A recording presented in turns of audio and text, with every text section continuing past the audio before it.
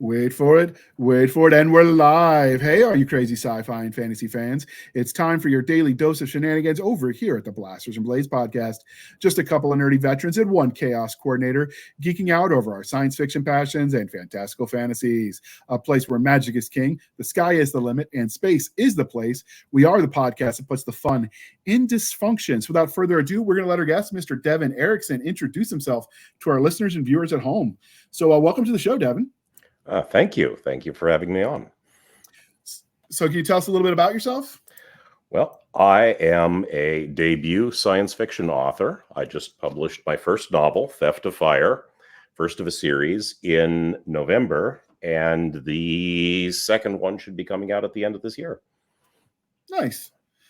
So were you always into nerd things, or did you come into that late in life? Well, I was actually the son of one of the engineers on the Voyager spacecraft program. Oh, nice. So as I was growing up, I went to all of the Voyager press conferences and got to watch the pictures of the outer planets coming up live. And so I sort of grew up with a sense that, we're going to go out there someday. We're going to go out there and see some stuff, and we're going to build some stuff out there. Is your dad around to check your science or at least read the book? No. Oh, that's sad. Well, that would have been a hell of an asset. Committed by an actual scientist. I have some good people to check my math, and I have a mathematician in the family who builds all my spreadsheets, and I had a career as an engineer myself before I retired. So I'm actually I'm a proud alumni of the Handwavium University, so I just sort of invert the dilithium crystals and call it good. But yes, that's yes, cool. Yes, make everything out of flux capacitors. Absolutely. Incidentally, the joke, I think, is that a flux capacitor is a real thing. It's if a capacitor stores charge, a flux capacitor would be something that stores flux. But something that stores flux is an inductor. So a flux capacitor is actually just a piece of coiled wire. Nice. You'll get a kick out of this. O'Reilly Auto Parts actually has a line item for a flux capacitor. I mean, it's super expensive. I don't think anyone's actually, well, maybe someone's tried to buy it, but it's a gag on their website. You can actually find a flux capacitor. So you'll get a kick out of this. So in 2015, I went to RavenCon, and they had one of the Apollo astronauts, or one of the engineers for the Apollo space mission was speaking about, space for one of the panels. And so afterwards I stuck around and I asked him if he remembered when they started, the conspiracy theories that we never landed on on the moon, when that all started. And he was telling me a funny story, how when he got home after the first moon landing aired, he got home, and as soon as he got home that day, his mother-in-law called him and asked him how they faked it. So apparently people started thinking it was faked from the minute they landed. He said he was lucky that his mother-in-law never thought he was that smart, so he's able to tell her, I mean, do you really think I could have faked it that good? But yeah, that always amuses me. That and the flat earthers, that amuses me too. Well, these projects, even Voyager had thousands of people involved, so you have to assume that all of them could keep a secret. That is the reason I don't believe that it's fake, is because I don't think anyone could keep a secret like that. Although an author friend of mine, Terry Mixon, I really love his space opera. He jokes that when he worked for NASA, he was in the department that faked the moon landing, and he tells people that. And you have to believe someone is like, see, I knew it. Yeah. No, well, see, now my brain is just thinking of ways to troll the conspiracy theorists. Like we do something, SpaceX does something to fly, send probes to the moon or do a flyby, and we just slip in a couple of seconds of footage, like accidentally, where they go behind the moon and it's all scaffolding. I would totally love that. That would be hilarious. That's a good one. All right. So before we get too far afield, because this is fun conversation, the next part of the introduction, dear listener, is how we first found them. And I actually found him through his wife, who was sharing the cover, and I liked it enough that I said, hey, want to come on the show? And sort of the rest is history. But before we get too deep in, we do have to ask you the religion question. So are you ready for this, sir? Oh, religion. Getting right into the controversial stuff. Okay. Absolutely. Star Wars, Star Trek, or Firefly? Enjoyed them all, but I'm going to have to go with Aliens and Warhammer 40K. Warhammer 40K is the one where whenever you put anything else in comparison, that their Space Marines always win because it's like OP to the ridiculous levels. Well, that's the whole point. The whole point of Warhammer 40K is that a couple of guys were sitting around in like the late 80s, I think it was, hitting the bong. Dude, bro, no, check this out, bro. Check this. Like, what if we made like a war game universe, like that was such a crap sack universe that the Nazis were the good guys? Like, whoa, dude. All right. So moving along, we have Game of Thrones, The Wheel of Time, or Chronicles of Narnia. Gonna have to go with Wheel of Time. Excellent. All right. Have you watched the show too? What do you mean? There was no show. The Wheel of Time. There was never a show. No, there was no show. Otherwise, Robert Jordan would be spinning in his grave so fast that we could use him to generate considerable energy. I actually met him when I was in college. He spoke at my college for the college English department. Cool. He was an interesting fellow, very soft-spoken in person. Yes. I never got that opportunity. He was interesting, but the Wheel of Time, I actually tried to watch it, and I got into the first season, and after watching like early 2000s when the Lord of the Rings trilogy came out, that raised the bar for fantasy television so high that then you go back and you look at like the Wheel of Time or the Three Rings or whatever the Rings one they did was, and you look at the costume and it's like, did they not even try? Did they phone it in? Yeah. Not even talking about the story or the acting. They just, the costuming even was just trying to watch that show and what they did with the script actually helped me clarify something in my head, is that if I will never sell rights. It's like, no. If Theft of Fire and the Orbital Space series are reaching the screen, I'm going to raise money. I'm going to hire people. I'm going to do it myself.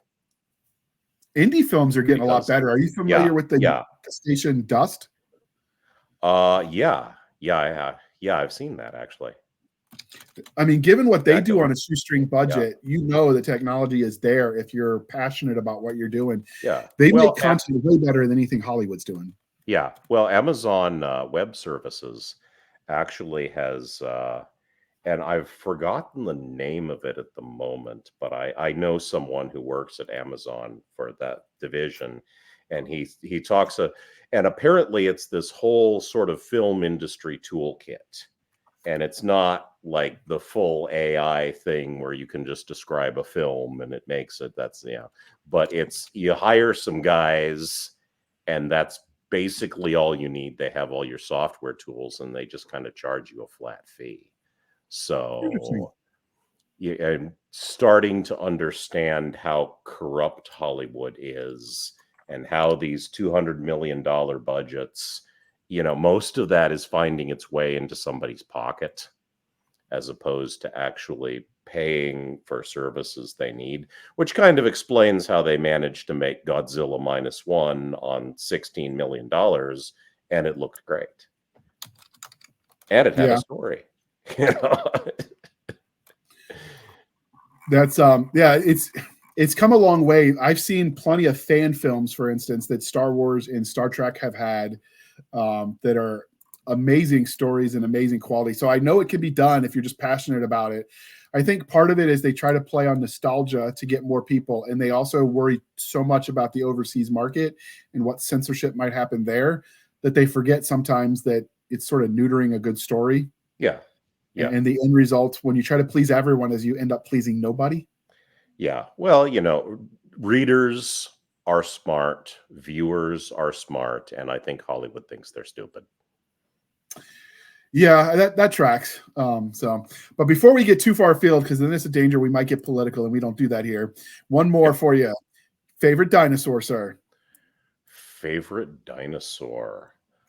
Oh, I think I'm going to go with Velociraptor. Okay.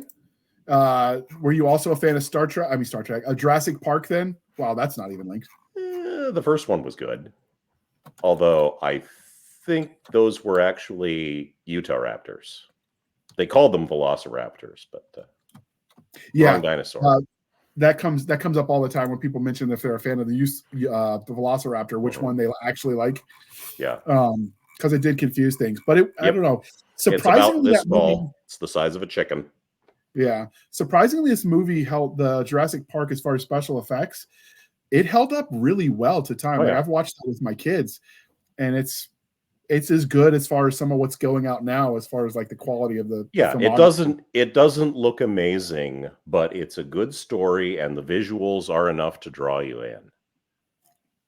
Yeah, and I still hear that music in my head when I think dinosaurs, when Malcolm gets that first reveal. Yep. So I think that's why the other ones didn't hit as much, because part of Jurassic Park was that first reveal of dinosaurs living. And they try to recreate that in every movie instead of just moving the idea. Of course, we get it. Dinosaurs are here now. Tell me a different story. Well, stories have a beginning, a middle, and an end. And, sometimes with Hollywood stuff, it's this big investment, so they're going to milk it as long as they can. And, the way I see it, because I'm writing my first book series, it's going to be 4 books, and that I'm hoping there will be some people at the end of the 4th book who say we want more, and I'm going to say, well, that's good, because that means that I quit soon enough, because the other option is we don't want more, and that would be bad. So I'll just say, okay, well, you're not getting more, you're getting something else next that you'll love just as much. Well, see, that's the trick. On the one hand, people like long series because, you get familiar with the world and it feels like home and you want to keep revisiting. Yeah. The trick is to do smaller arcs that link in the larger universe, so that way you can have successful storytelling, but not feel like you're milking the cow. Well, yeah, it depends on what kind of story you are trying to tell. One of the things with, say, for example, Warhammer 40K, a lot of people used to say, oh, they never advanced the story. And, now they've done some stuff and it's okay. But, they didn't understand that Warhammer 40K was not a story. It was a setting. It was a setting for you to have your story in of your dudes. So something that's made up to be kind of a wide open setting with a lot of possibilities, you can put a lot of stories in it and they don't get stale. Other times, the kind of vision you have is for a much tighter story, and then you kind of have to stick with that and then let it end when it ends. And okay, you're still a creative person. You can still write stories. They liked your last one, write something else. A lot of authors, it's like your brand isn't one story. Your brand is you and your writing. And you have to make sure that your readers understand that. I think that's something authors are learning a little bit later, although newer authors now get the benefit of that knowledge. Yeah. So many of the original or some of the first indie authors, their brand was whatever their first series was, and it's their group, it's their website. And then I'm like, well, what happens when you write something else? Yeah. You've got to either rebrand or do a whole nother set of websites and such. I don't want to be 70 years old writing Space Marines Shoot Aliens Volume 63. I want to do different stuff. When you say do different stuff, you think you're going to stay in the sci-fi space, or are you going to branch out to other? I'd like to do some fantasy. Yeah. I really think that. Okay, see, now we've talked religion. I'm about to commit heresy. Please do. And so brace yourselves. Science fiction is fantasy. Yeah, that's not heretical. Science fiction is a subgenre of fantasy, because I would define fantasy, at least in book form, as any story set in a universe so different from the readers that the author has to make a sustained and conscious effort to explain the universe to the reader. So the difference between fantasy and science, straight up fantasy and science fiction, is that in science fiction, that difference of the universe is drawn specifically from technology. And that is why they get shelved together a lot of the time, because they have the same readers, because the readers like the same thing in both. What they like is getting to read a story that's set in a different universe and being exposed to these different possibilities. It doesn't really matter whether it's Gandalf fighting the Balrog on the bridge of Khazad-dûm, or, you know, engage warp drive. It's all the same exercise in imagining a world that is very different from yours. Yeah, that makes sense. I mean, this is a fantasy and science fiction podcast, right? Everything speculative fiction we cover. Yeah, exactly. It's not science fiction and romance, because those two don't go together. Science fiction and fantasy do. I think you can have romance in a speculative. Oh, sure, you can have it. But it's a flavoring, not a food group. Yeah. Although romance as an overarching category does have speculative fiction stories in it. Oh, yeah, sure. Sure. Well, yeah, genres are really for readers. You know, when you write a story, when you sit down and you write a story, you don't say, what genre am I in? What sets of tropes are legal for me to use? You know, you're inspired by this stuff, but you just tell the story you want to tell. And then genre is for putting it on a shelf in the bookstore to help somebody find what they want to read. And, you know, that's pretty easy if you're Robert Jordan. It's maybe not so easy if you're China Miéville. Yeah. But it's all to help the reader find stuff. You know, authors, we just write. Absolutely. All right. One more for you. Because we are civilized here at the Blasters and Blades pod, longer knuckle dragging troglodytes, coffee or tea, and how do you take it? Green tea. Oh, okay. Why green? Yeah. Because I like it. Good enough reason. Yeah. You don't put anything in green tea, and you don't boil it. That is barbarous. It has to be just below boiling. Black tea you're supposed to boil. So do you do the tea, or do you go with the bags, or do you go with the newer version of the bags where it's like loose leaf in a bag? Oh no, I have a like an electronic tea maker that has the little basket that lowers into the water and it times it. So, but when you put the tea in, are you using loose leaf bag? Oh yeah, of course loose leaf. Of course loose leaf. Okay. I order it in bulk. Tag one in, if you please. I am very serious about this. Absolutely, I'm serious about my tea. I have been to a tea place. It used to be Tea Havana when I was in grad school at Villanova. They had one there, and they were giving you a test of like tea that was in a bag, like just center Lipton black tea, and then your sound is kind of skipping a little bit. Oh, I'm sorry. Let's see. I got everything off. We got some weather going on in the background. I think that's it. I've tried. Well, we will try to do the best we can here. I've tried loose leaf and regular black tea in like the old Lipton's pressed bag, and you can actually taste the difference. Oh yeah, definitely. So, does green tea make a good sun tea then? Because that's popular here in the South. Do sun tea in the summer? That's not really a thing one does with green tea, I don't think. I am clearly not a tea fanatic, so I don't know the things. All I know is when we were in Iraq, the Brits literally stopped in the middle of the day to have hot tea in a scorching desert, which I never understood. They swear it makes them cooler, but I would drink the ice water instead. Okay. All right. So obviously, like you said, you grew up around science with your dad being working for the space race. But how did you first like discover your love of all things speculative fiction? Was it through your dad, or did you find stuff on television? I spent a lot of my youth in the back of libraries, back in the stacks, with a stack of books about as tall as I was, all the classic science fiction and fantasy stuff. And that's kind of what started me on this. Is then when I was finished with my engineering career, and I'm like, okay, I've put together a solid chunk of money. I only have a couple of years left anyway. I'm going to retire.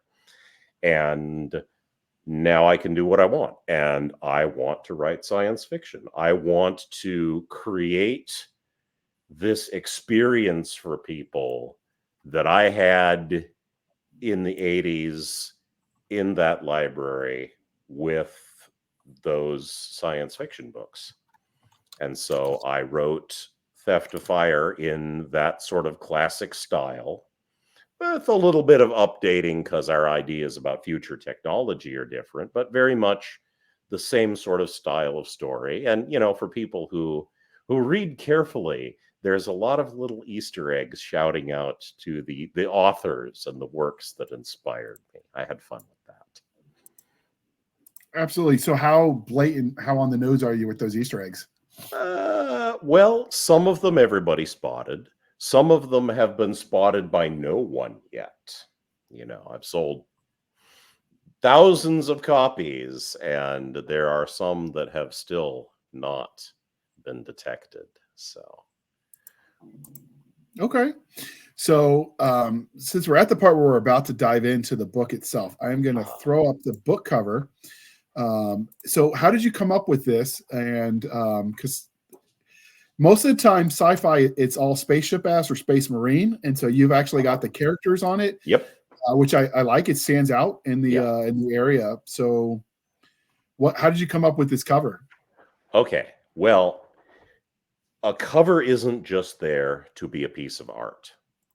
A cover is there to make promises to the reader about what kind of experience he's going to have reading this book. So, yes, we want to signal that it's science fiction, but really, one of the important things is that this book is driven, this story is driven by the interactions between these characters. And there's just three main characters, and I went very deep into them.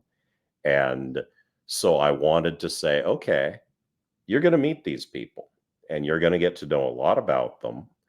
And you're going to, as I give you a look at this cover, you're going to notice a few things that will hopefully pique your curiosity. So I very precisely sort of designed this and worked with my artist until I'm sure she was tearing her hair out as I nagged her about the exact angle of this character's eyebrows. But I came out with a good representation of all the characters whose wants and interactions really drive the story.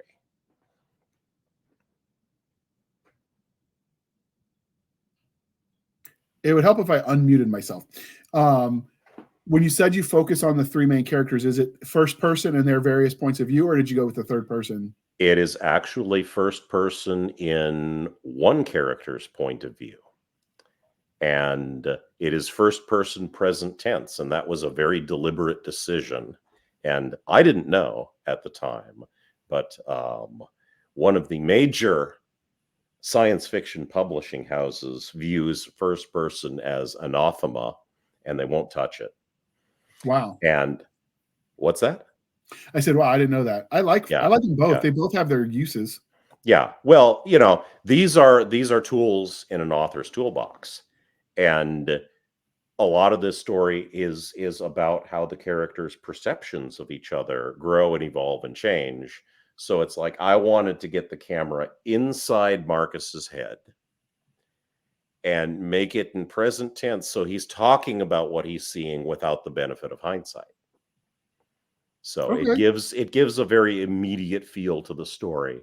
And I've had a lot of people say, yeah, I wasn't really expecting to be able to enjoy this, but it's like, but I got into it pretty fast. So I made this unusual decision very deliberately and wielded it as a tool.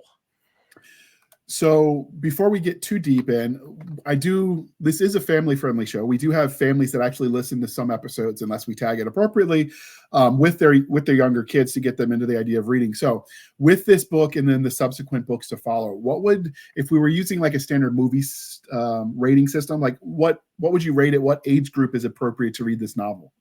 R. R. Okay. I would say R. There's not. I would say that it deals with some fairly adult issues in a fairly sophisticated way. So this is probably something that high school kids could handle, and your comfort level with giving it to them, you should probably read it first. But that's just good. High school students could definitely handle it. I wouldn't give it to anyone younger than that. That's fair. Yeah, I learned that the hard way when I realized some books, the quick cover isn't always an accurate description of what's inside. And so sometimes I'm like, wait, the kid read what? And so now I read it before I let them read it if I'm unsure. Yes. All right. So because I want to dive into the book itself, we're about the point where I'm just we'll air the commercial and then we're going to jump right into the book, and it'll be all theft to fire all the time until the end. Awesome. So if you'll bear with us, dear listeners, and we'll air that beautiful commercial. What will you do when the world goes belly up? Will you paint stripes on your cheeks, grab your flaming guitar, and enjoy the glorious post-apocalypse party? Or will you gnash your teeth and wail at the loss of civilization? Either way, we've a story for you. This post-apocalyptic collection has 15 great stories, each with its own spin on our future. Dive right into From the Ashes, a Bayonet Books anthology, before the future becomes now. All right. Thank you for sticking with us through that commercial interlude. We appreciate that. And now we'll dive back in. All right. So what can you tell us about the main characters? Well, the story starts out very small. Petty criminal gets blackmailed into a mission that he doesn't want to go on. So you've got a few characters in the tight confines of a single spacecraft who really don't want to be doing this and don't want to be in each other's company. And that's something that they're going to have to overcome and learn a little bit more about each other and learn to work together as a team if they expect to do what they're going to do. Okay, so is this a mystery then, or is it straight up adventure fiction? A little bit of both. They're going after something. They're going after a sort of an alien artifact, which they don't entirely know what it's going to turn out to be. So there's a little bit of a mystery about that, but there's some character-driven stuff. There's some action. There's a lot of action. And just sort of some adventure fiction, maybe a little bit of romance. Okay. Is the romance a major plot point or just a minor kind of blip? That's kind of up to the reader to decide. It's what parts do you enjoy the most? It certainly drives some of the interactions between the characters. So would you say this is a romance novel or a novel that has romance in it? I would say it's a novel that has romance in it. Okay, that's a better way to phrase what I was asking. Yes, it's a flavor, not a food group. Absolutely, that is a fair way to describe it. So you've talked about the main character. What about the two females? I'm assuming they're either main characters or secondary characters if they're on the cover. Main characters. These are the three main characters. And interestingly enough, as not to spoil too much, but actually only one of the people on that cover is human. Oh, yes. One of them is an artificial intelligence, and the other is arrived at through considerable genetic manipulation. So that's an interesting question. what it means to be human then. So would Yes. you consider genetic manipulation to the point where she's transhuman? Would you consider her to be something other than human, or would you classify her still as Homo sapien then? Well, that is very much a question that the novel pokes at, is what does it mean to be human? And Miranda is definitely possessed of human drives and human motivations, but is biologically considerably different in ways that do impact the story. That is one of the beautiful things about speculative fiction, be it sci-fi or fantasy, is you can engage in deep questions like that, but you're removed from reality in such a way that you're not in someone's face and they can look at things sort of more objectively. Yeah. Star Trek was famous for that with tackling racism with like the half black, half white, and then half of them had it inverted. I like that because it's not in your face and you can think about things that normally might be considered taboo. Yeah, well, what puts it in your face is when the story has like a message, a conclusion that the author wants you to reach. I don't have a conclusion that I want people to reach when I talk about, what is it going to be like to be one of the first fully sentient artificial intelligences? I'm just, okay, here's some of the things that might happen. Here's how he feels about this. Here's how she feels about this. Here's how she feels about this. It's for the reader to decide what he believes, what he thinks about the whole affair. It's just, these are what the characters think about it, and this is how it shapes their journey. Yeah, I can see that. So what about the big bad or the mystery? What's the antagonist for them in this story? Obviously, no spoilers, though, please. Well, I'm going to have to be a bit abstract about that one to avoid spoilers. But I can tell you, this in an abstract way. So, there are, in my opinion, 3 types of stories that adhere to the 3 major political philosophies: conservative, liberal, and libertarian. And conservative stories tend to be, our society is under threat from the bad guys over there. And liberal stories tend to be, our society is under threat, or we are under threat from the bad people within our society. Well, libertarian stories tend to be, we're in a jam because of our own bad choices. Here's how we learn to make better ones. Okay. So I don't know that I would describe, there are certainly antagonists, but I don't know if there's anyone that I would describe as a villain. Everybody has their own reasons for believing as they believe and doing as they do. Is it because the story is sort of some of the moral relativism, or is it more sometimes good people are just on opposite ends of an issue? For instance, I don't think the Brits were villainous, even though they were the enemy during the revolution, for instance. Yeah. There's a little bit of that. And, sometimes people that we sympathize with, protagonists, do or have done bad things. And does that make them bad people, or can they redeem themselves? So is this story then fundamentally a redemption arc story? I would say that there's a certain element of that in some of the character arcs, yes. Okay. And if the vagueness has you intrigued, the link to buy this book will be in the show notes and you can check it out yourself.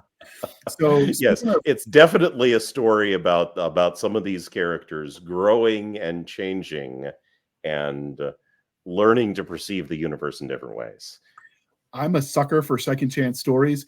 That's one of the things that I've talked about this in my personal life too, that I sort of lament, is the invention of the internet and social media has stopped anyone from being able to move past their mistakes. And so almost nobody gets a second chance anymore. And I think the world is not a better place for it.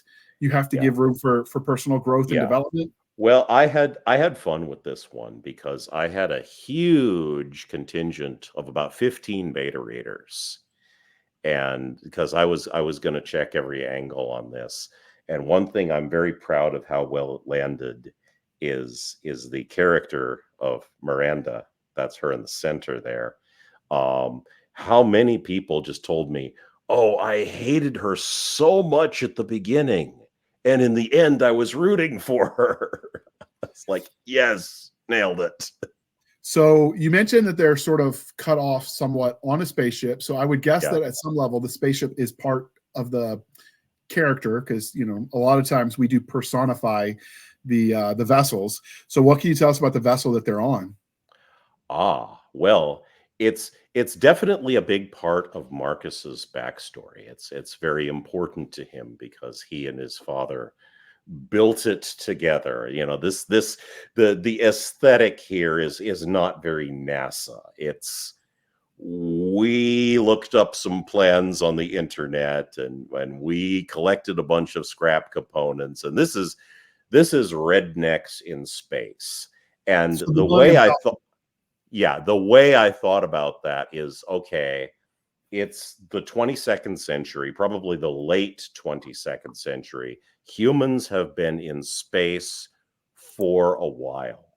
Space is no longer the province of government agencies with billions and billions of dollars in budget, where they're trying to do everything with experts and triple redundancy and lots of bureaucracy. It's hackers just bodging things together and trying to see what works. So there's a very scrappy sort of aesthetic to the white cat, the spacecraft itself. That's an interesting name. How did you pick that out for the ship? Is that a spoiler? No, not really. Okay. It just kind of hit me, and I liked it, and it sort of played into the character of the people who built it. And there was actually one reviewer who thought it was a reference to some obscure science fiction book where the spacecraft was also named the White Cat. And I'm watching this video review and I'm like, wow, there are so many Easter eggs I put in there that no one has spotted, and you spotted one that doesn't exist. Well, I was an English major at one point in time, and they have this theory, and I forget the name of it, but there's the idea of the author's intent versus the reader's perception and which one is more valid. I tend to take the approach that once you write the book, anything that you don't directly say is not canon. It's up to the reader to determine what that means. Now, if you say, So you agree with this idea of the death of the author? yes, if that's what it's called. It's been a while since I took that class. Over 2 decades. We won't talk about how long. Well, I the way that I interpret that essay, The Death of the Author, Okay. I, as the reader, choose to interpret that essay as applying only to itself. And Okay. since the death of the author applies, then my interpretation is more valid, and therefore that essay applies only to itself. Works for me.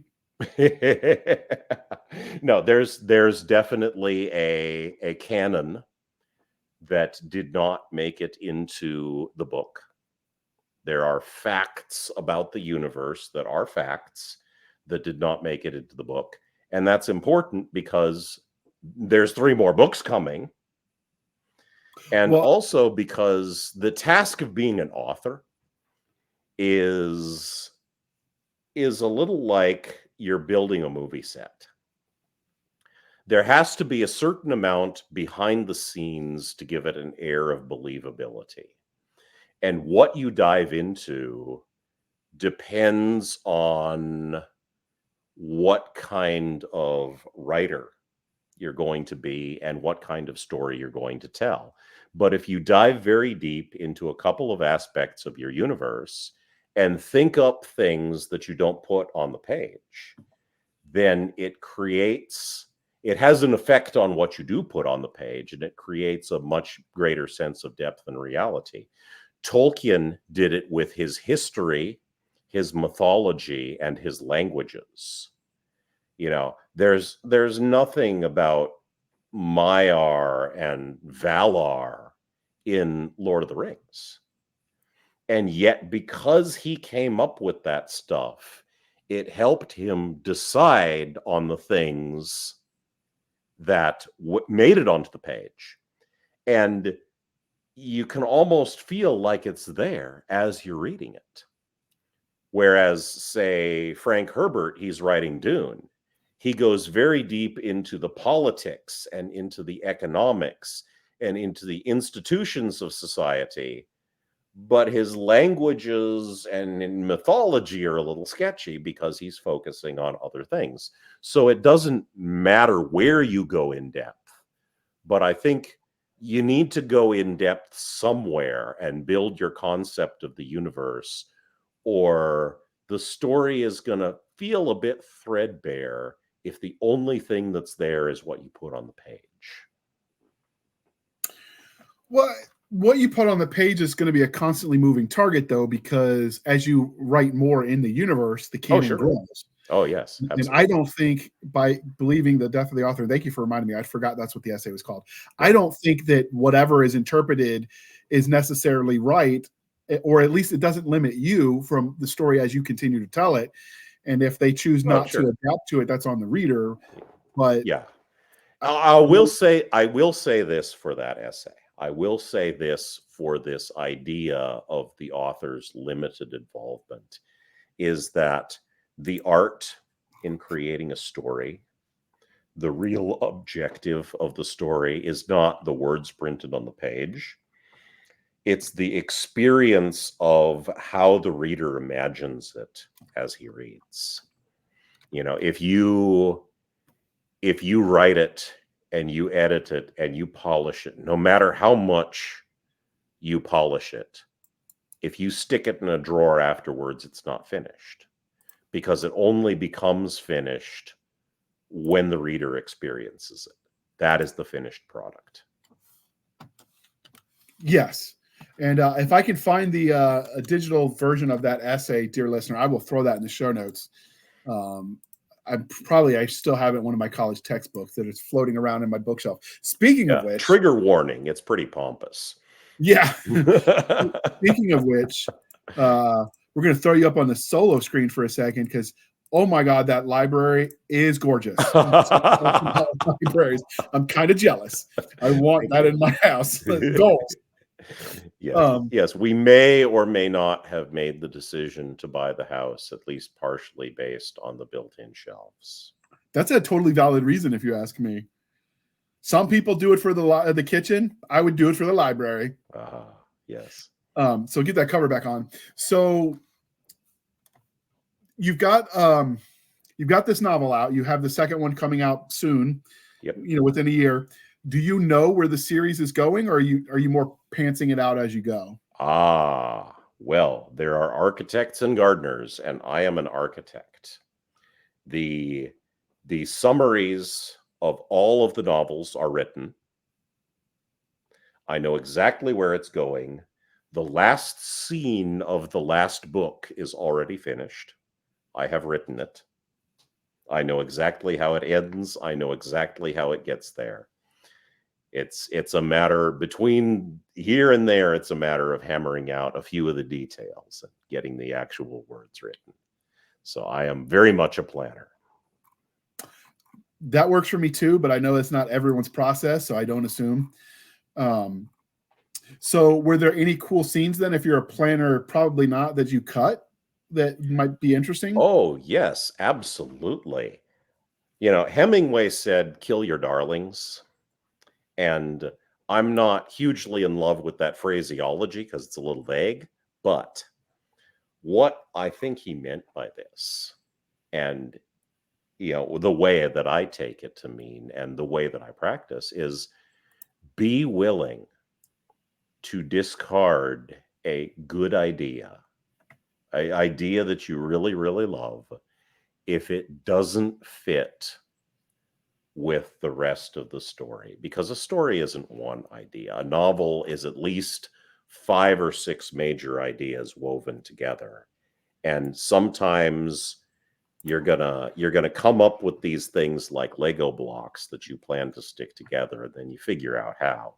But sometimes you have one block that's a really neat block, but it doesn't fit.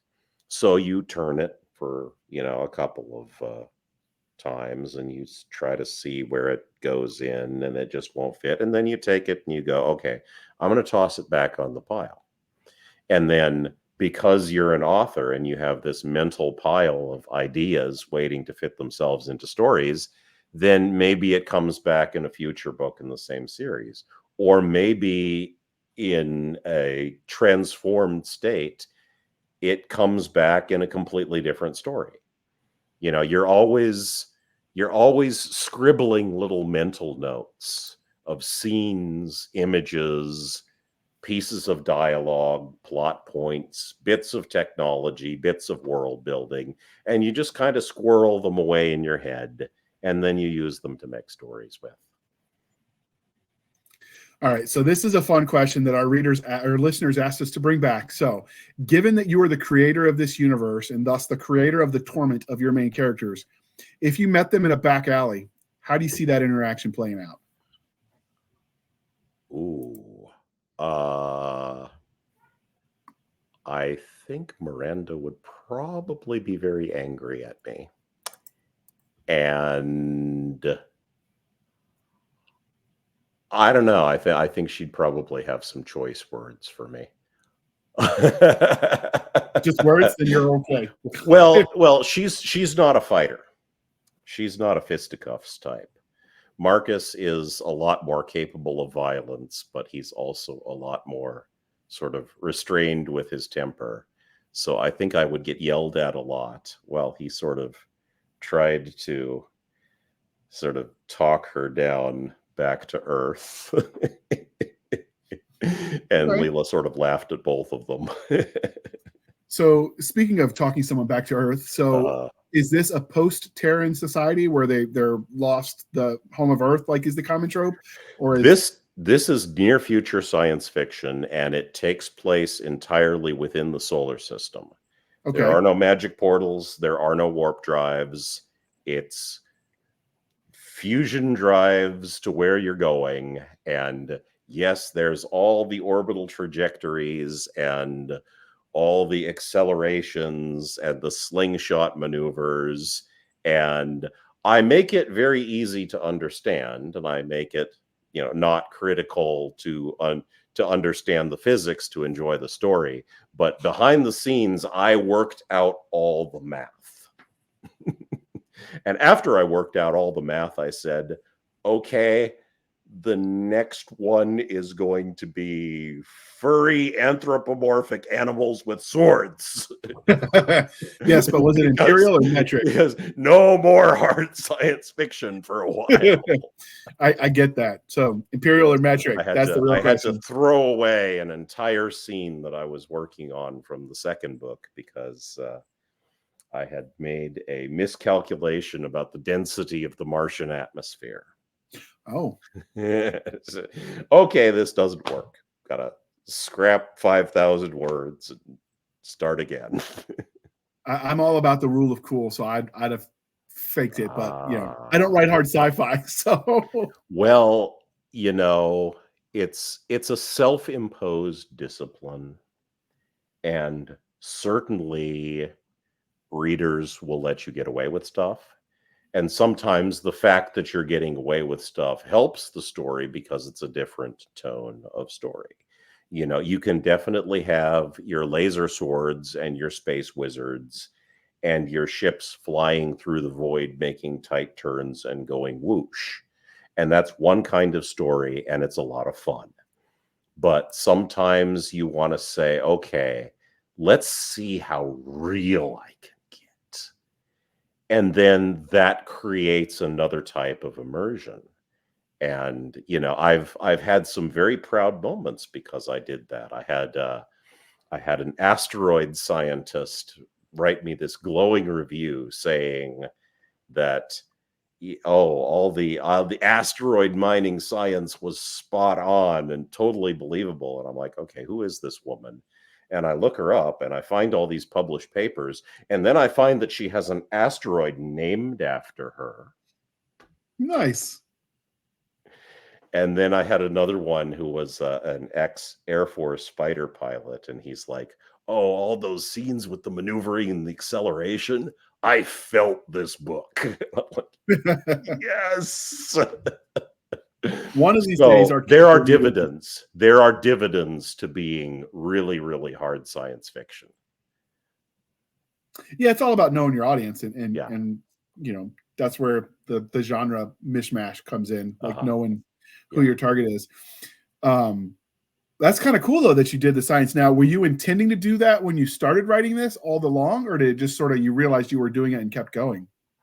Well, I intended it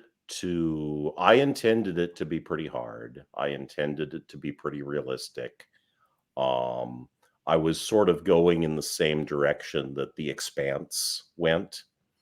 And as I got into it, I found that I was going further in that direction than The Expanse went, and more detailed and more realistic science.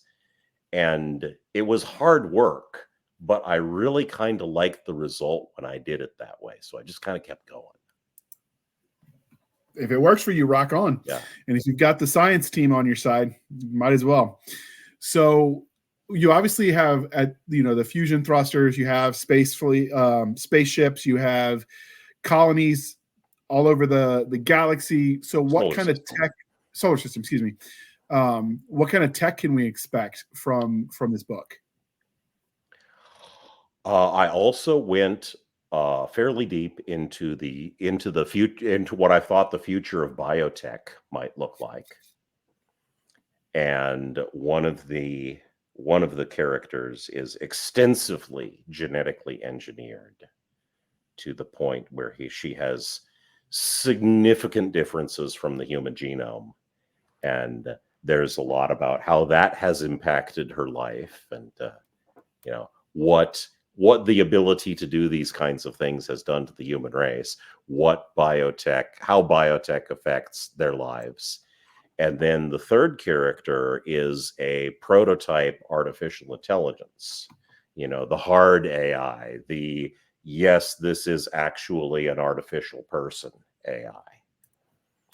And so we get a lot of it's sort of the future of physics and aerospace, the future of biotech, and the future of computer science. And I think those are the three things that will impact our real future. So I wanted to play with each of those. I think a lot of science fiction, it's based on one big idea.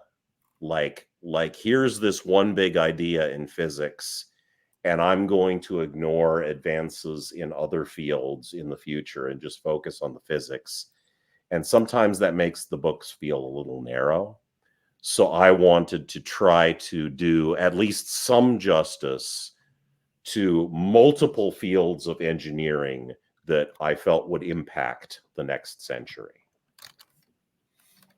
Okay.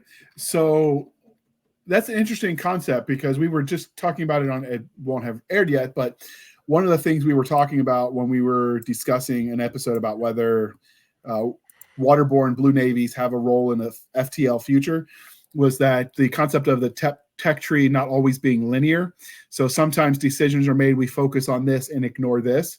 So it's always interesting, what doesn't get developed in your thought process of the future can almost be as valuable and as important a decision of what does. Oh, sure. And in the case of the Orbital Space series, one of the premises is that orbital space outside Earth, does not have anything resembling a central government or a government at all, because it's a frontier society. It's vastly dispersed throughout a huge volume of space. And so there's not a lot for a government to do, and not a lot of ways for a government to function. So a lot of the traditional functions of government have been done away with or privatized. And so this kind of affects how their technology develops, because when you have a technology policy, it tends to focus on certain things and ignore others. Like, we're not building nuclear reactors nowadays because government policy has made it too expensive. But in a very open, free, anarcho-capitalist distributed society, everybody's kind of free to do their own thing and develop what they're interested in. So you have a lot of people sort of on their own, in their little groups, in their little organizations and companies and so forth, pushing the boundaries of engineering and science in a lot of different directions. And, that's why orbital space kind of contains the whole rainbow of future engineering flavors, because you have a very free society that permits and encourages this. Okay, so what kind of habitats are we talking about? Are we looking at like mining colonies a la The Expanse, domed cities on Mars, or did they go underground? Like, how did you envision that society? Yes, to all of them? Yes, all of the above and more. Okay. Yeah. Lots of variety, because everyone is trying their own thing to see if it works. And sometimes that results in death because not every experiment works. And these are hardy frontier people who take these kinds of risks. So where all are we colonized? The convenient one is everyone does Mars and the moon and the asteroid belts. Sometimes people will go with the water moon. I think that's Europa. Yeah. And then obviously some people speculate that we could have floating cities on Venus. Yeah. Did you approach all of those, or did you limit yourself to certain places for colonization? Well, some are described a little more and some are mentioned, but Venus is colonized. Mars is probably the population center of orbital space, but there's a lot of asteroid belt habitats. There's a lot of smaller and some larger artificial environments. There's people on Europa. There's people on all sorts of habitats orbiting the gas giants. I do have some people gas mining Neptune and Uranus, and I think that's more coming in the second book. And this adventure extends all the way out beyond the gas giants to Pluto and so forth. So that area. Let me ask you the heretical question. Are you Yes. ready for this one? This one might get you canceled on the internet, but is Pluto a planet?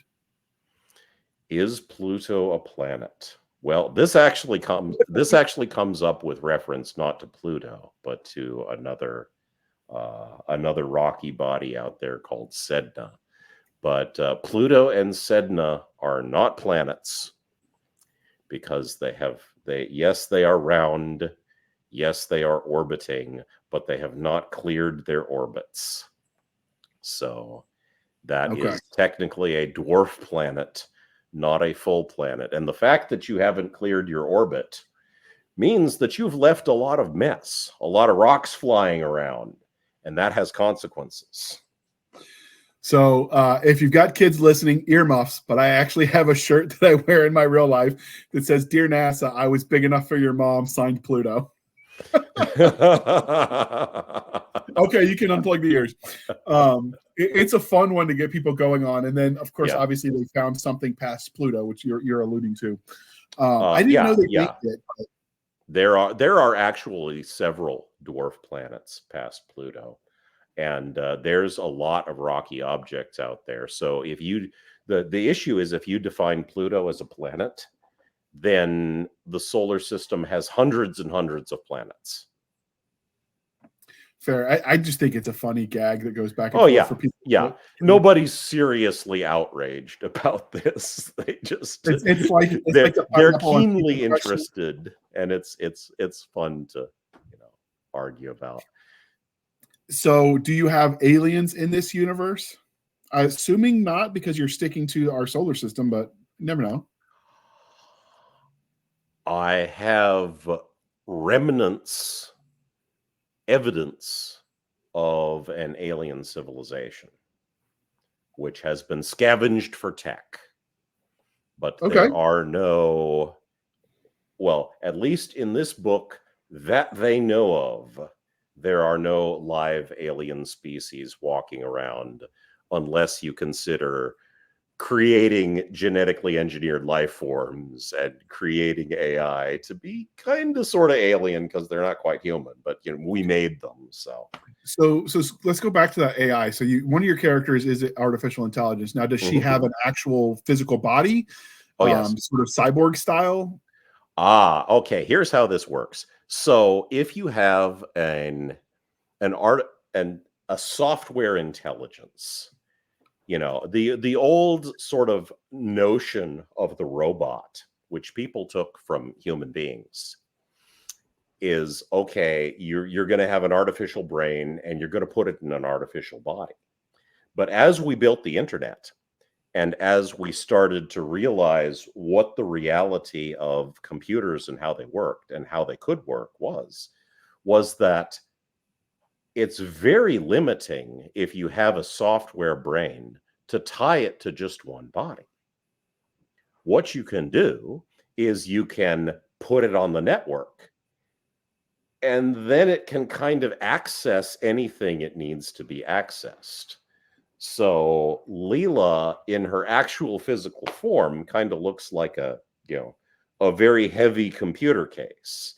But the way she appears in the story is through a virtual reality interface, because most everyone in orbital space has neural implants that allow them to see virtual and augmented reality integrated into their perception. And so Leela appears as a virtual reality avatar in people's fields of view. And it's fun because as she develops as a character and becomes more creative, she sort of realizes that she can manipulate her avatar in various ways to emphasize what she's saying. So in the same way that people might make facial expressions. So I actually ended up drawing a lot of inspiration for her antics from old Looney Tunes cartoons, where she can make something happen if she wants to display a visual to emphasize a point. And I had a lot of fun with that. I was actually thinking, up until you said Looney Tunes, that maybe you were letting Cortana with the Halo franchise, because that's obviously, there's kind of like artificial intelligence in it. Well, are you familiar with the universe? Yes, I am. And Cortana was actually inspired by an earlier game that Bungie did before they were acquired by Microsoft, which... Oh, I didn't know that. Yeah, it was called Marathon. It was about contemporary with Doom, but they actually managed to give it a surprisingly deep plot, and which is all told through computer terminals, because that was kind of what you could do in a video game at the time. Your character comes across these computer terminals, and you can kind of read different snippets of text that allow you to piece together this very deep and complex story. But I played that when I was much younger. I loved the story, and so that was really a lot of what made it into the inspiration for Theft of Fire, and not so much Halo directly. So Halo, the Theft of Fire is not really a descendant of Halo. They're more like cousins. As long as they're not kissing cousins, we're good. Because some of the baddies in that would be no fun to deal with in real life. So do you foresee at certain point in time them going to a more physical form for her? That makes me wonder what the difference between a fully robot and a cyborg is, if some of the flesh is, like you're talking about, building living robots. Well, the thing about connecting an artificial intelligence to the internet or to a computer network is that it can now control any number of robot bodies. True. It can be anywhere. It can be everywhere. So, yeah, try thinking of having an artificial intelligence in a computer case somewhere and attached to the network. Try thinking of that not so much as a bug, but as a feature. That could make things more complicated. Is she one of a kind, or are there others like her in this universe? There are others like her. She is an early prototype of a slightly different process for creating artificial intelligences, because at this point in development, this is a little bit hard to do and failure prone to create something truly sentient. So that impacts sort of her character arc and her experience very heavily. Sort of, there are things kind of like you, but in other ways, you're the first of your kind. And how do you deal with that? Because you have nothing to look to for inspiration. That's interesting. Now, did you use, first off, do you say how she's created, or is she just sort of, you start with her being there? Oh, yes. I go, well, she doesn't get created in the story, but I go very deeply into how she works and how she came to be. And this is kind of critical to the plot, and I don't think I can go any deeper into that without spoiling too much. If you can't answer this question for spoilers, because like I said, we try very hard not to do spoilers, but did you take the Halo, and maybe they stole it from the one you said that was before, whose name escaped me, but did you go with the brain mapping to form the AI personality, or did you take a different route? Well, I believe I'm going to answer this in terms of our actual future. Okay. I believe that because as a software engineer, wearing my software engineer hat, I did artificial intelligence work for a certain portion of my career. Okay. And, the intelligence in artificial intelligence doesn't mean smart. It means doing things in a way that imitates how biological intelligences think. Doing things in a way that's inspired by looking at biology, looking at psychology, looking at these techniques like heuristic search, instead of trying to solve things algorithmically or mathematically. And so far, we've had some success emulating human capabilities, but that's not the same as emulating a human being. Just because I can make something that plays chess, and I can write a program that can beat me at chess every time. And just because it does it somewhat the way that a human might play chess doesn't mean that you've made a human. It means that you've made a chess playing program. And so when we advance in artificial intelligence, oftentimes we'll make these little breakthroughs where, okay, we can do something as well as a human. But then when we have to go further, we get a little bit stuck until we take another look at the human brain. So I will say that the way that artificial intelligence is manufactured and created in orbital space is very much inspired by the human brain. And they tend to be not these sort of raw, like artificial intelligence from first principles, but very much a software copy of a human being. So would the AI in this novel pass the Turing test? And do you think the Turing test is actually a valid way to test for sentience?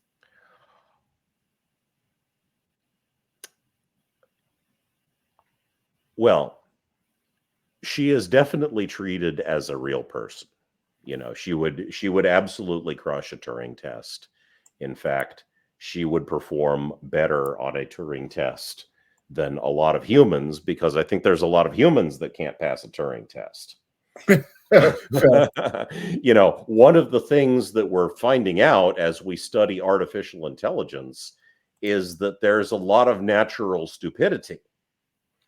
We're trying to make machines sentient, and we're starting to find out that some of these capabilities that people have don't indicate sentience, and there may be a lot of people who are not fully sentient. But as for whether the Turing test is a good test for something being truly sentient, I think there's so many different versions of the Turing test. Like, what are we talking about here?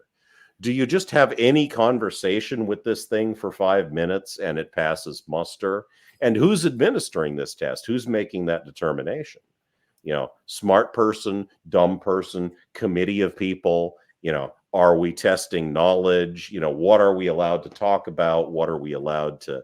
So there's lots of different versions of the Turing test. But I think Alan Turing's real insight boils down to this idea of testability, of falsifiability in the scientific sense. I think what Turing is really saying with his notion of the test is not, oh, we're going to perform this test with a human sitting at a keyboard. It's more, think about this and realize that if you can't tell the difference by any method you come up with, there is no difference. If I can interrogate this thing in any way that I can come up with, and there's no way to tell that this is not sentient, then I might as well treat it as such, because I can level the same accusation at any human being. I'm looking at this screen and I see a cartoon character over there on the left, and I hear you talking to me, and it seems to make sense. It seems to come from some sort of mind. But if we had an artificial intelligence that was good enough to do the same thing, well, why would we assume there's any difference? Why would we assume that there's anything magical about meat as opposed to semiconductors? So I think that's kind of what Turing was getting at. Okay. See, I think now I'm thinking about it, and I don't know that I'm smart enough to be the one to host it, but talking about that would be an interesting panel discussion. If you like discussions like that, you'll probably enjoy the book. I do. I actually listen to lots of those. In fact, my youngest is always, "Daddy, this is boring. Can you listen to this later?" Because I like some of those discussions where they'll that happen at some of the cons or at the college classes where they'll film it for you. Well, this is some of the stuff that Theft of Fire gets into, but I like to think that I've made it get into it in an amusing way, because it's not just an abstract discussion for these people. It's real stakes about their lives. So see, this is that tends to make philosophy come to life. I was going to say, this is the kind of stuff I liked about the philosophy classes in college. The stuff I didn't like is the chair really a chair? I mean, come on, it just got asinine at a certain point. But some of these deep questions are fun to talk about. The kind of thing you discuss over a beer in the barracks, at 3 a.m. Yeah. Of course, you can talk all you want about whether an artificial intelligence is really real, or whether it's a philosophical zombie or a Chinese room or something like that. But, consider it from the perspective of, oh, now you are an artificial intelligence, and you have to consider how to convince people you're not a philosophical zombie. All of a sudden, the stakes are higher and emotions are involved. So it becomes a much different question. I think it's timely because we're recording this in May. It'll air in June. And in May, the beginning of the month, they just did an article about the rise of our AI girlfriends as technology has people more shut in. So now they're looking for comfort online. Yes. And so artificial girlfriends, because they can be whatever you want, or boyfriends, because I find it very interesting that that Western society has now found it easier to invent artificial intelligence than to persuade 20-year-old women to be nice to men. It's an interesting place to be, and it makes some of the sci-fi that we've grown up reading kind of come to life, because some of what they speculated is coming to be, and you can obviously see places where they got it wrong as well. But that's the fun of sci-fi, is you speculate, and sometimes you get it right. And I mean, Mad Max told us we'd be wearing a certain kind of clothes this year, and nobody's wearing that rubber Speedo, unfortunately, or maybe fortunately. Well, you could only see me from the chest up. Fair. So is this artificial intelligence because she's on the internet and she's on the hard drive on the spaceship? If you took the hard drive off the spaceship, does she still exist online? Or would that just be fragments of her? Like, does her personality go with her? Or well, you know, every piece of software has to run somewhere. And I think we've all sort of absorbed a certain amount of sort of breathless speculation about the capabilities of hacking, where we've had a lot of fiction about AI escaping onto the internet and, you know, just sort of existing somewhere in the cracks. And, you know, this is a lot of sort of you know, movie villain AI. And then when we actually build AI, what we find is we need rack upon rack upon rack of dedicated hardware to do all the processing involved. So yeah, when you're doing significant computing, and anything like a human being is significant computing, it needs some real serious hardware to run on.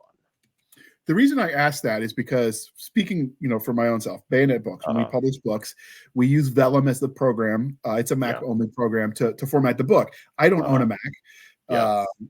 So we rent a cloud space for a virtual Mac computer online that's on the internet, obviously, to format the book, because I don't have a Mac.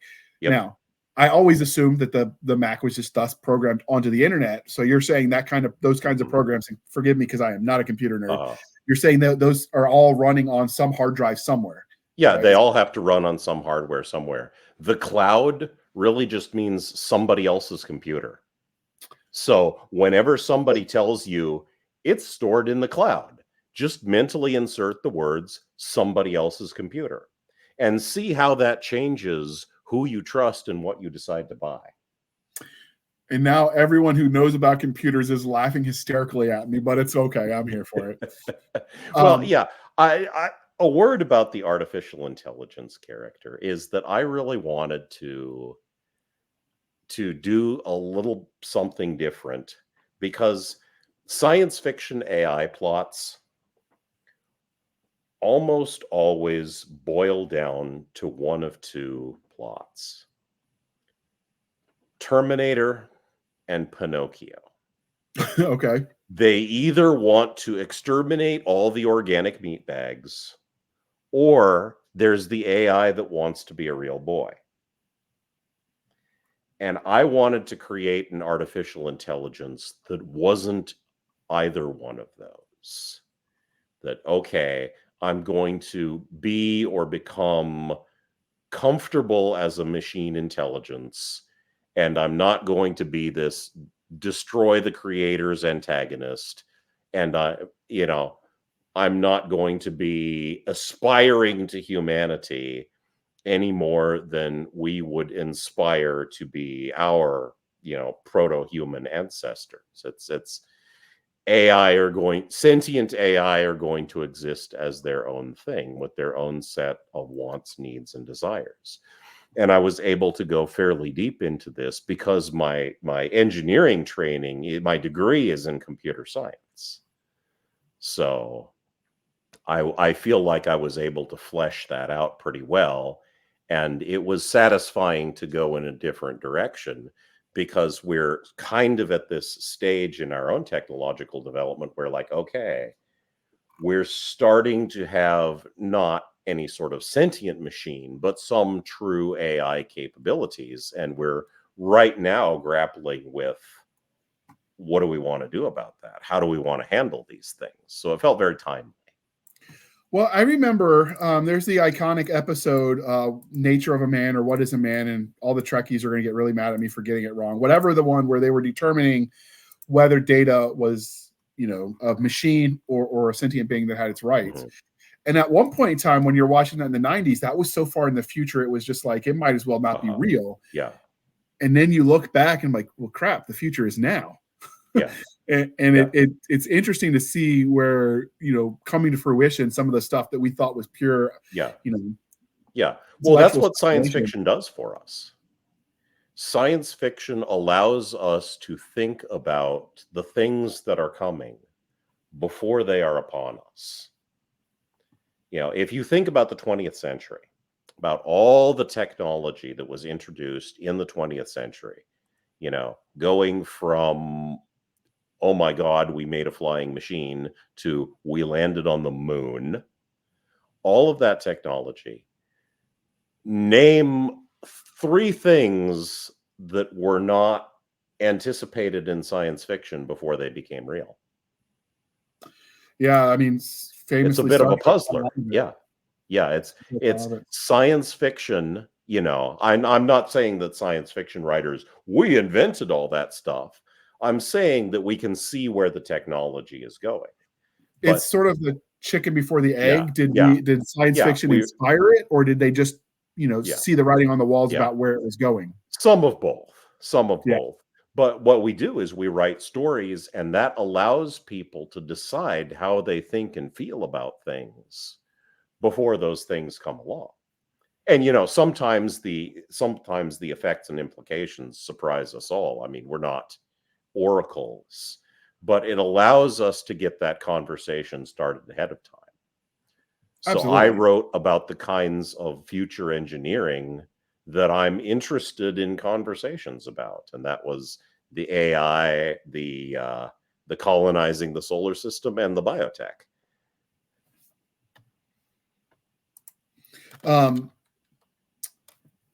The biotech's an interesting one because I've always been. Are you familiar with the Stargate franchise? Yes. The Wraith in Stargate Atlantis, where they essentially had bioships. I think other franchises have had, alien species that had living ships essentially as well. That whole concept is so fascinating to me that, I mean, at some point in time, it's going to be its own episode, but it's definitely, the bioengineering has room. Yeah. For so many discussions. Yeah. And that goes all the way back to Warhammer 40K's Tyranids and StarCraft Zerg. So that's it's a rich vein of sort of aesthetics to be mined, and it's a great way to sort of make your alien species very alien, but there are elements of that are going to happen to us as well, because up to this point in history, our technology has always been, okay, we create technology that adapts to us the way we are, which is essentially very much unchanged since you had a second wave of migration up from Africa, and they started breeding with Neanderthals and produced modern humans. But we've essentially been sort of unchanged in our basic nature since then, and all our technology has adapted to us. And now we're reaching the point where we're starting to gain the ability to change ourselves. Just starting. And it's like, okay, that opens up a lot of possibilities, but it can also affect who we are and what we want. So what are we going to do with that? How are we going to engage with that? That's a very interesting question. I mean, we can draw a lot of cool bioships, but the question of biotech is not what are we going to make with biotech, but who are we going to be with biotech?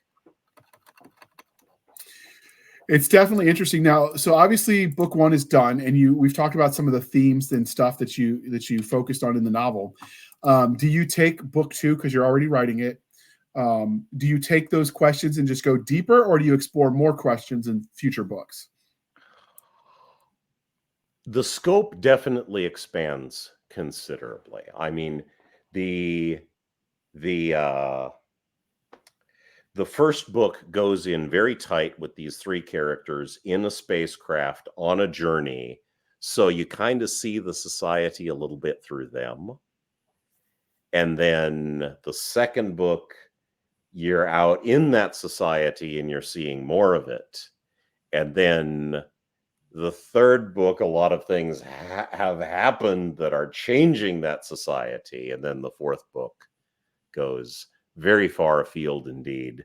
So I can't spoil too much, but I will say that the whole series goes all the way from failed asteroid miner and petty criminal gets blackmailed to technological singularity and the fate of not only humanity, but the entire galaxy.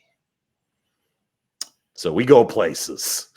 Do you take a position, or do you write in such a way where you let the readers make their own moral judgments? Oh, I am very, very vehement that I do not want to tell the reader what to think.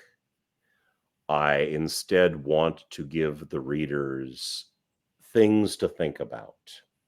You know, I think that that authors who have a message, who are trying to persuade, are doing a very underhanded thing, because it's very easy to win a political argument with a character that is essentially a sock puppet on your left hand, and you can make them say whatever you want them to say. So it's cheap to score political or sociological points that way, and it's insulting to the reader's intelligence. So what I do is I tell a story, and the story happens to have all these different things in it, and all the characters have opinions, but the reader is going to have opinions too, and the reader's opinion belongs to him. I think there are value in some message fiction in that, you know, the classic good versus evil.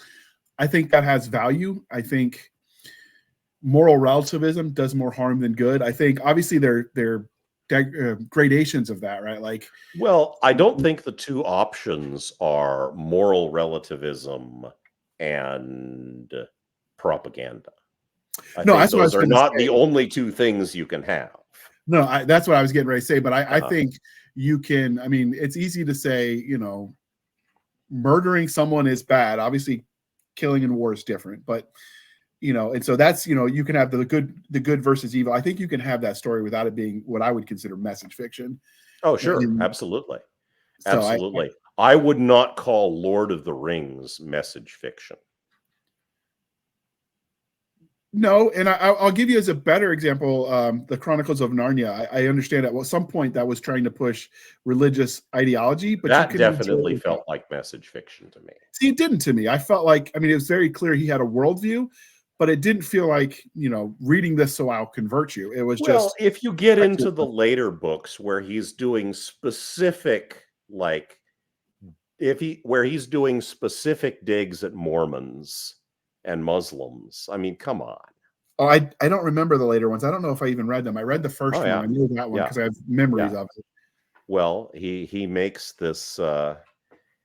There's a character in one of them called Eustace Scrubb, who is depicted as this awful individual, and it's described that his you know, his parents are, you know, teetotalers, which is an old word for not drinking alcohol, and they did this, and they wore a special kind of underwear.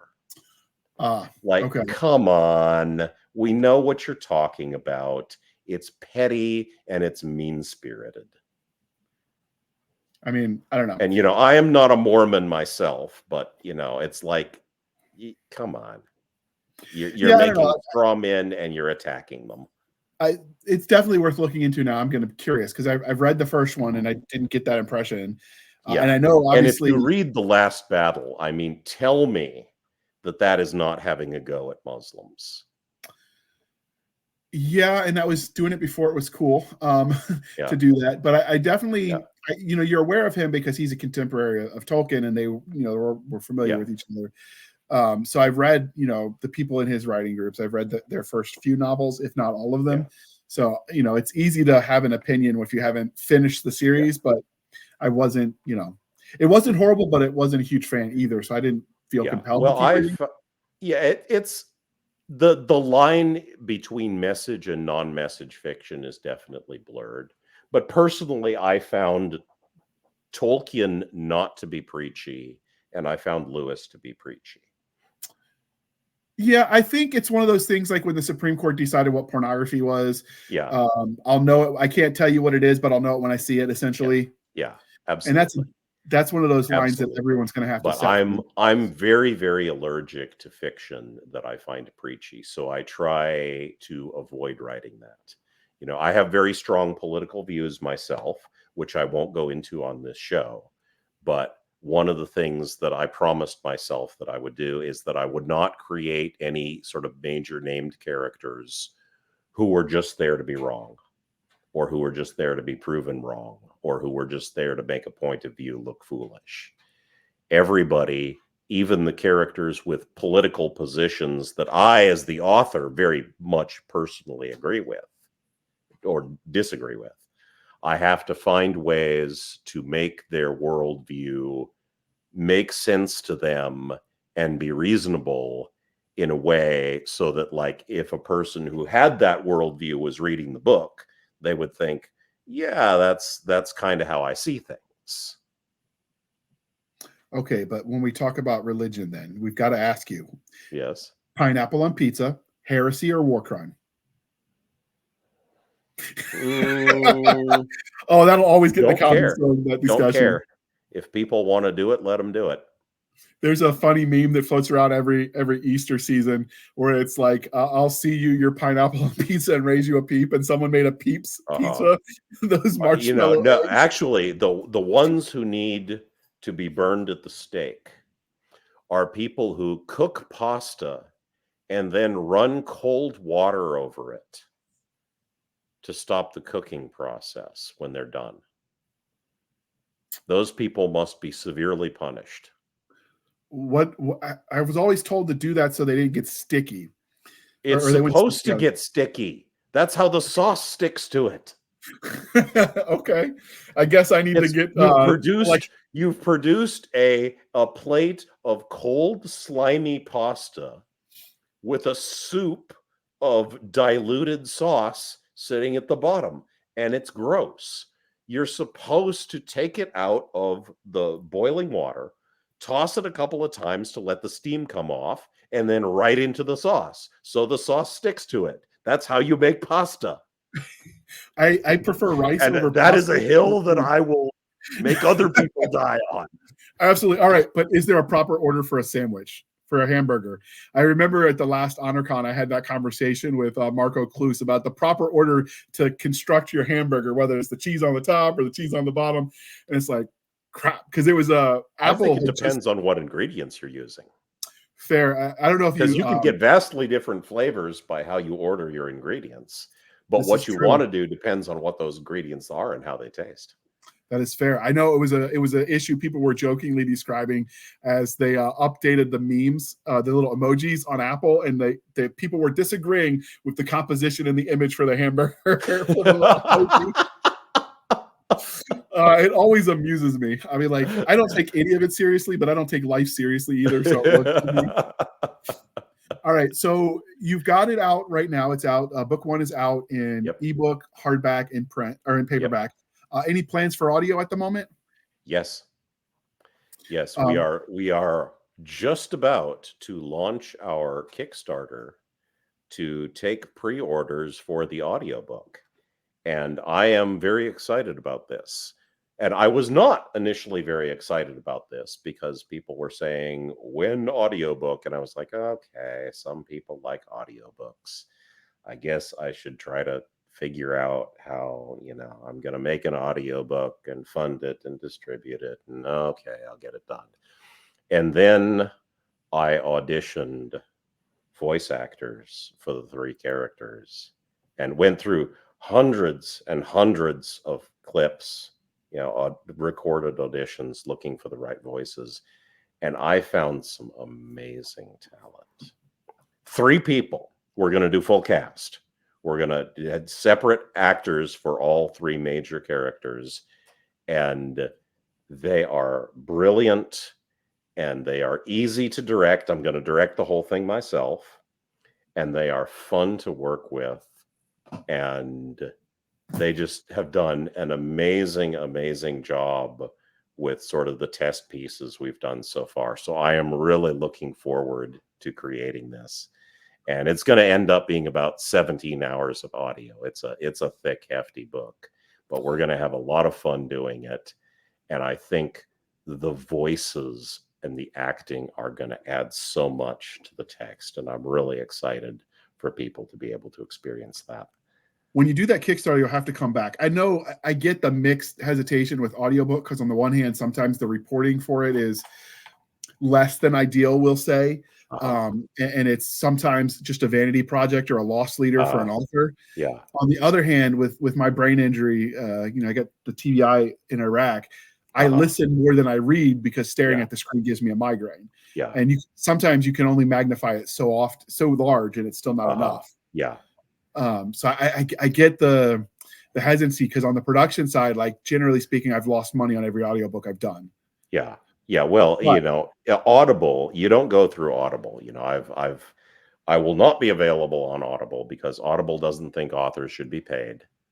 So that's going to make some distribution challenges, but I definitely understand that there's a lot of people where reading is not always an option. A big market for audiobooks is truckers. Yeah. I would really prefer that they listen to Theft of Fire rather than read it as they're going down the road. Yeah, absolutely. The Department of Transportation would like that better too. So it would generally be better for everybody involved if we have somebody read it to them. And the people I have gotten to read it to them are absolutely phenomenal, and I'm really excited about that. So if you enjoy the audiobooks a little bit more, I would wait for that because I think it's going to be something special. Absolutely. And we'll have to have you come back to talk about that while the Kickstarter is live so we can pimp that out. Absolutely. So is there anything that we didn't discuss that you think readers need to know about this universe and this book? Well, let's see. I will take this opportunity to brag that my first debut self-published independent author novel is now a finalist for the Prometheus Award. Congratulations. And being selected as a finalist is actually very special to me. And, I hope I win, but being selected as a finalist is really cool because I get to say, even if I don't win, even if I never win anything else in my life, I get to say that I once beat Salman Rushdie in a writing contest. Take that, the win you can get. Sorry, Salman, your accolades are richly deserved, but just you're famous. Let me have this one. Yeah, and ironically, Prometheus didn't finish the job is on the cover, and now it's Prometheus. And that's funny because when I wrote the book with the Promethean themes and the title Theft of Fire, I actually didn't know that the Prometheus Award was a thing. I had no idea that the Libertarian Futurist Society actually gave out an award for novels. And now I'm waiting for July to see if I win. So I'm very excited. I was aware of it because an author I follow, Paul E. Cooley and Terry Mixon, have the Dead Robot Society podcast. Now that's not for fans. Like our podcast, we try to speak to readers who love the genres like we do. The Dead Robot Society is authors talking to authors about the business and the craft. But one of the co-hosts was Paul E. Cooley, is a Prometheus Award winner for one of his earlier novels. So I've heard about it, but it's not something that comes up very often. That's for sure. It's one of the more neglected awards, I think. Yeah, well, I think that it's starting to acquire a little more prestige because without going too heavily into the politics of Worldcon, I think that the Hugo and the Nebula Awards, some of the validity of those is starting to come into question. So I think that this is the era of the Prometheus Award and the Dragon Award and a couple of other ones that are starting to come up. Yeah, I think that's why it becomes down to a certain point in time, the awards are for the fans, and by the fans, they tend to last longer and do better. Yeah. And so a lot of the newer awards, that's the goal, is to be of and by the people who are buying. And to really create and preserve this this kind of perception that the award is going to the book and not the author. Yes. It's about what you wrote and not who you are. And it's sad. And this is coming from me before I was even an author or had any inkling that I would write my own books. But I used to see the gold foil of the Hugo or Nebula Awards on a book and be like, okay, that's going to be a boring book that they're going to make me read in a literary class, and I will hate every second of it. At a certain point in time, because of how they were picking, it got to be the point where generally it's, and I don't know where that line is. People argue that all the time, but at a certain point in time, it stopped being, oh man, this is an awesome book. And it became, it's been many years since Robert Heinlein won it 4 times. It meant something very different back then. Absolutely. Well, speaking of awards for the fans and by the fans, one way you can, as a fan, speak to other fans is to leave a review. So please be kind and speak your mind on the reviewing platforms. They help the right reader find the right book, and everyone matters. Sometimes, you can explain why you like something, you'll sell other readers, and those readers then become telling other readers, and you incentivize the author to write more in the universe you love and admire. So now that I mentioned that, if everyone loves book 4 and they're like, oh man, we want more, is there any chance you keep going in this universe, even if not with the same characters, or you think you're going to end it? Well, when I said that the story goes to the technological singularity and the fate of the galaxy, sometimes a story's gone just about as far as it can go. So there's a potential sort of other story in this universe, just a little bit of the back history that my agent is really, really very keen to see me tell. And I don't know, I may do that, but I'm really trying to build a brand that is centered around, okay, I'm going to convince people that this guy can write. I'm going to convince people I can write, and just be able to say, okay, I'm going to move between different stories, but I'm always going to do my damnedest to make sure that I give you something to love. So what we're going to hope for then is what we call the Bane trilogy, where it ends up being 5 or 7 books because the story scope keeps creeping larger. Well, it's already done that. I had a trilogy planned, and I sat down to write the second book, and I discovered that no matter how much I stomped on the lid of the suitcase, the middle of the story was not going to fit into one book, so it became 2. And I have that problem as well. Yeah, that required some surgery because, 2 books is not one book cut in half. They all have to have their own satisfying arcs and conclusions. Yeah. So, but I think it will stick at 4. And I think after that, I will have a new project that I am excited about. And hopefully I will be able to get other people excited about it as well. Absolutely. I've got that problem too. I've never met a short story I couldn't turn into a series. I've got so many ideas. People ask, where do you get your ideas from? And my answer is always, how do you make it stop? Yeah. People really, really hate that. Authors really hate that question. Where do you get your ideas from? I think because number one, a lot of them don't know. Fair. And number 2, a lot of us feel like anyone who has to ask the question isn't equipped to understand the answer.